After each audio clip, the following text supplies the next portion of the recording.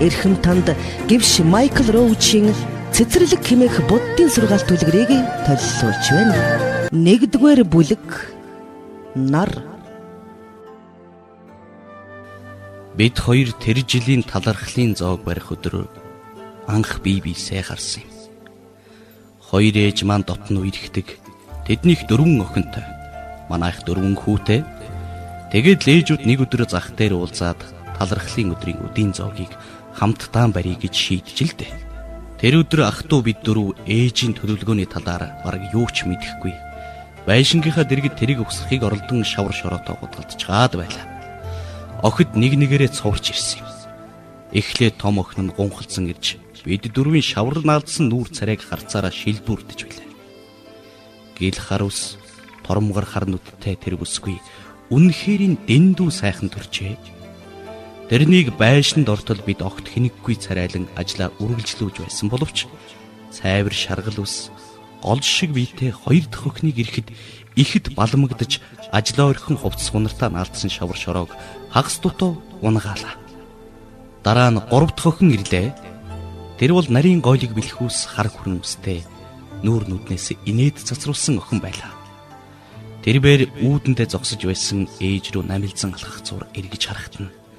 Бид 4 угсарч байсан тэргээ ортоос мартаж гар нүрээ санд минь дугааж эхэлсэн юмдаг. Хамгийн сүүлд ээж нь бяцхан сүүх тэргээр бага охинтойгоо хамт ирлээ. Бага охин нь гойлыг бие гайхуулах мэт цомцойн суухах үед алтан шаргал үснээс нь гэрэл цацарч нүүрэнд нь тусан хугараад байшингийн мохрыг гийгүүлж байх шиг санагдаж билээ. Дараа нь бид бүгд лааны гэрэл хоолны халуунд улаа бутрууланхан сууж эгч дүүсийн ангилан үнрийг мэдэрч байсан санагдана. Маргааш өглөөнд тэдний хоол хийж авчирсан савнуудаас нэг нь үлдсэн байлаа. Одоо бодоход тэр сав миний амьдралд тулгарсан олон чухал зүйлүүдийн анхных байсан бөгөөд яаж ч утсан санамсаргүй тохиолдол биш юм шиг санагдсан юм. Ээж маань түүнийг аваачиж өг гэж надад хэлэхдээ нүдрүү нэг л хачин эгцхэн ширтгэхэд нь би аваачиж өгөх хэрэгтэй. Ингэх чухал шалтгаан байгаа гэдгийг ээж нь харснаас шууд ойлголоо. Би ч явлаа. Тэрний ээж хаал гонгоолгож өгөхдөө над руу бас л тийм харцаар ширвэгтэн. Би саваа барьсан чихтэй гайхаж хоцорсон боловч байшинд орох зур тэрнтэй хідэн үг солихдоо энэ савыг тэд зориуд өргөсөн юм байна гэдгийг ойлголоо.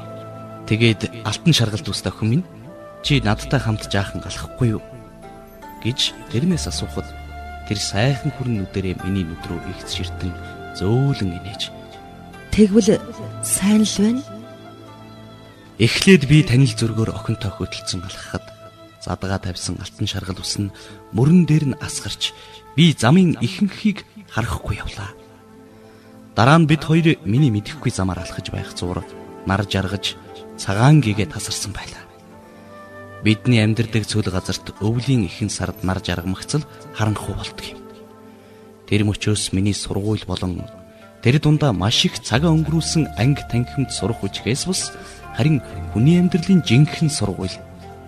Амьдралд хамгийн чухал зүйл бол сэтгэл оюун гэж нас удалсан хойно мэдүүлдэг тэр сургууль эхэлсэн юм. Тэр мөчөд би хүмүүний хамгийн хүчтэй дайсантай анх нүүр тулж эрлэгийн элчээс бусад дайснаа заавал ялдаг дайчин баатрийг тэр надад харуулсан юм.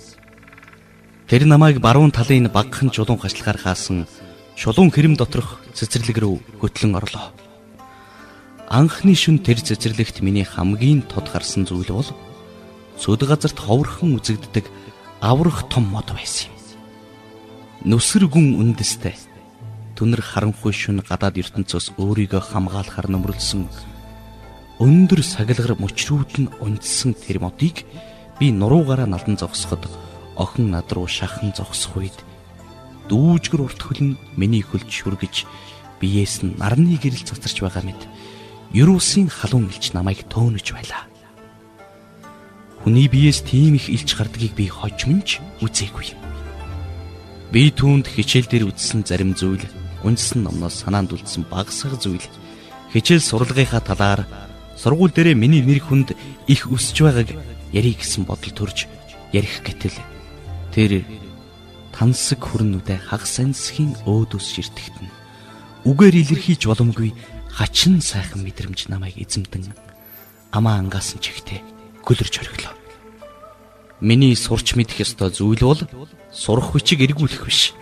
Өөрийгөө цогцлон бүтээж өөрөөрөө бахархах зүйлтэй болох хэрэгтэй гэдгийг би тэр харцнаас ойлгож билээ.